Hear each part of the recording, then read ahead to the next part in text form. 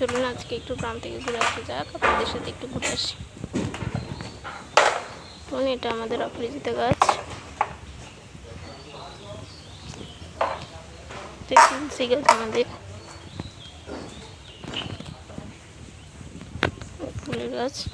রোদ উঠে গেছে তো তাই এরকম লাগছে একটু।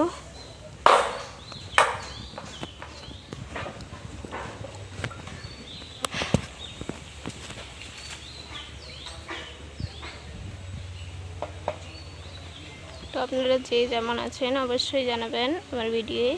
এরপরে আমি আমগুলোকে কিভাবে শুকানো হয় তার ভিডিও দেব এবং কিভাবে আমচুরে পরিণত করা হয় তার জন্য আপনারা অপেক্ষা করতে থাকুন পরের পার্টের। এবং আমের আচার কীভাবে হয় তারও একটা ছোট্ট ভিডিও শেয়ার করব আপনাদের সাথে। তো সবাই আজকের জন্য টাটা, বাই বাই, ভালো থাকবেন। অবশ্যই আসছি, আবার দেখা হবে। আজকে আমাদের পুকুরে মাছ ধরা হবে, তারও একটা ভিডিও আপনাদের মধ্যে শেয়ার করে দেবো আমি।